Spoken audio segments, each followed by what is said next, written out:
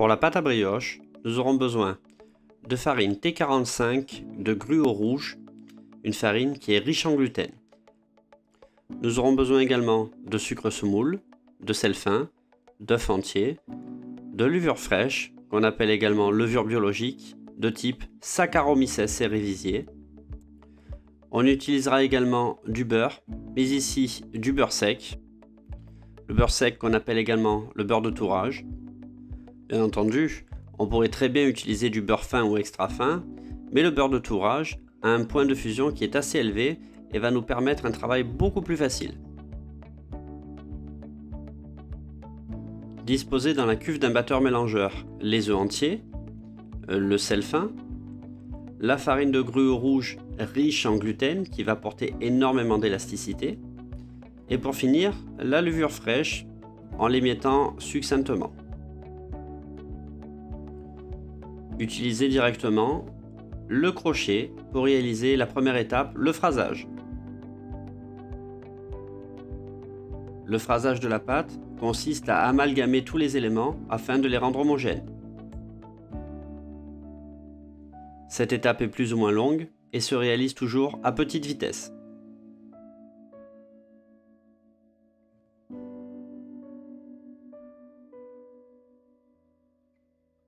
Lorsque la pâte commence à être homogène et se décolle de la cuve, on peut considérer que le phrasage est terminé. À ce moment-là, intégrez le sucre semoule.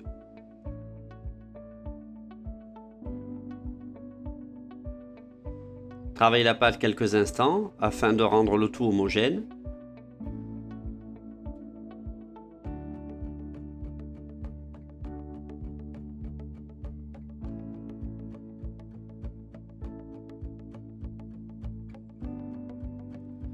Lorsque le sucre est totalement incorporé au sein de la pâte, intégrez le beurre froid coupé en petits cubes.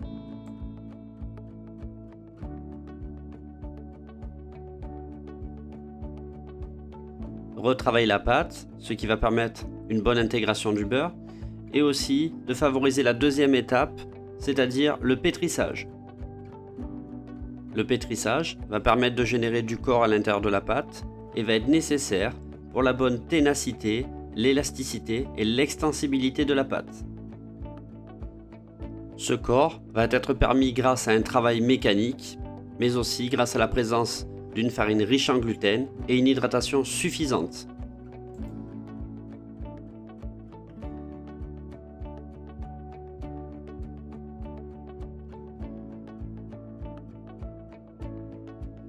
Pétrir la pâte jusqu'à ce que celle-ci se décolle de la cuve. Elle ne doit pas coller lorsqu'on la manipule et on doit observer une bonne élasticité de la pâte liée à la formation d'un réseau glutineux satisfaisant.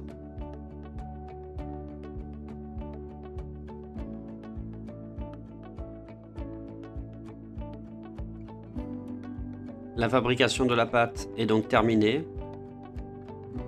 La pâte va donc se reposer au frais pour effectuer le pointage. Le pointage est la première étape de la fermentation d'une pâte qui contient de la levure.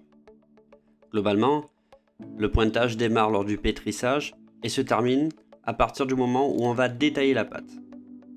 Le pointage peut être plus ou moins court en fonction des paramètres de production. Néanmoins, il faut faire très attention à la levure qui peut s'épuiser prématurément. Il convient donc d'adapter un protocole précis.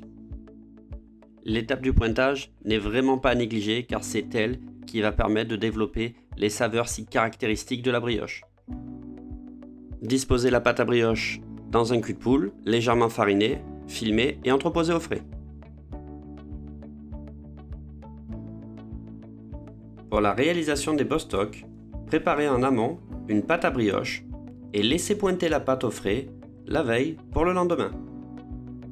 Pesez et boulez un bâton de 350 g. Chemisez le moule à brioche mousseline de 12 cm de diamètre par 14 cm de hauteur de papier cuisson en le laissant dépasser du moule. Positionnez la brioche bien au centre.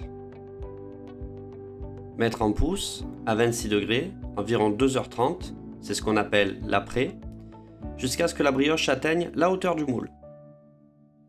Dorez légèrement la brioche et enfournez pendant 50 minutes à 145 degrés.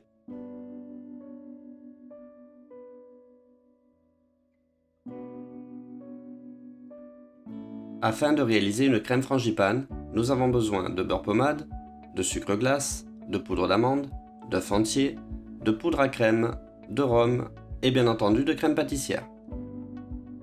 Cette crème se construit sur une base de crème d'amande classique dans laquelle sera incorporée de la crème pâtissière.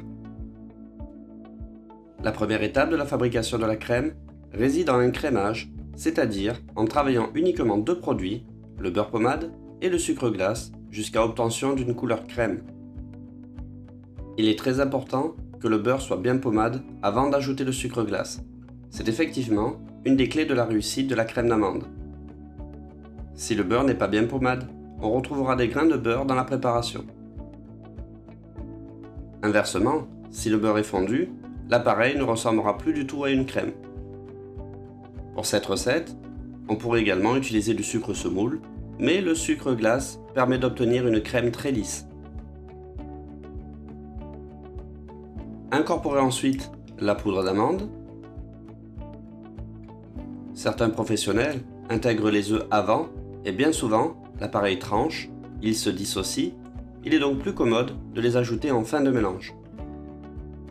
Nous utilisons dans cette recette de la poudre d'amande brute, mais on pourrait très bien utiliser de la poudre d'amande blanche ou même de la poudre de noisette. Dans ce cas-là, la crème porterait alors le nom de crème de noisette.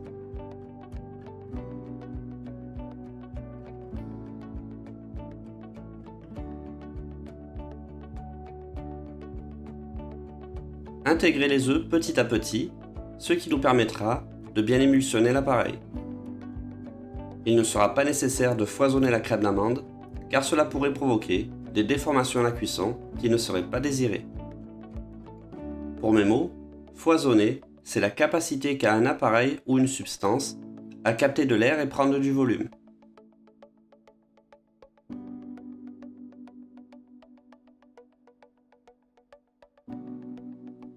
Une fois le dernier œuf ajouté, lissez bien la préparation afin de la rendre totalement homogène.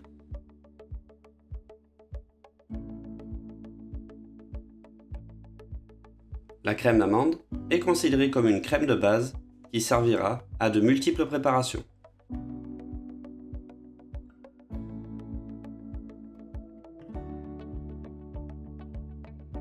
Afin de lui donner un peu plus de tenue, incorporez de la poudre à crème qui peut être remplacée par de la farine. La poudre à crème est en définitive un amidon de maïs additionné de colorant et d'un peu de vanille.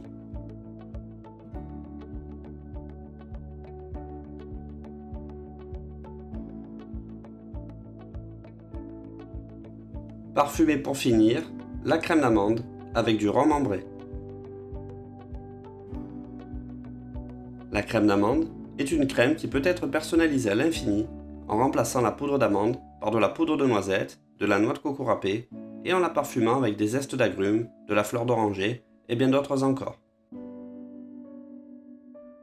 Afin de confectionner la crème frangipane, qui fait partie des crèmes dérivées, lissez la crème pâtissière. Cette étape est importante et permettra de restituer une crème bien lisse et de faciliter l'intégration. Incorporez la crème pâtissière. Pour réaliser une crème frangipane, il faut globalement un quart de crème pâtissière pour 3 quarts de crème d'amande. Mélangez le tout énergiquement et réservez au frais avant l'utilisation.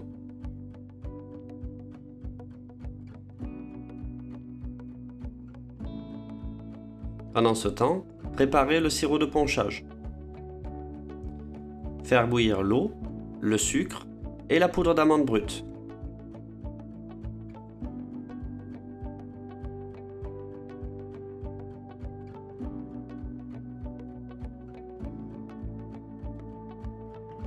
Une fois la préparation tiédie, incorporez l'eau de fleur d'oranger et réservez.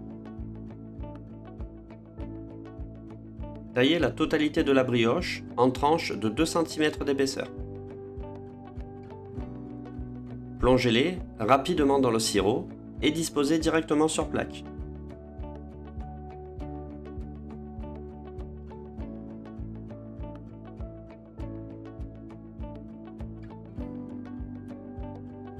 Pochez une spirale de crème frangipane à l'aide d'une douille unie numéro 10 en veillant à s'arrêter à 1 cm du bord pour éviter les risques de coulure.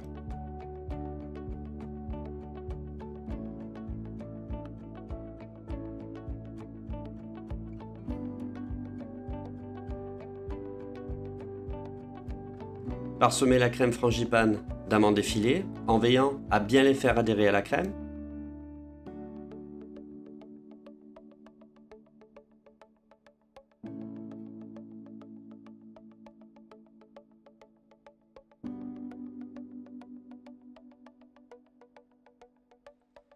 Bloquez les brioches en cellule de refroidissement afin d'éviter que la crème ne s'étale de trop à la cuisson.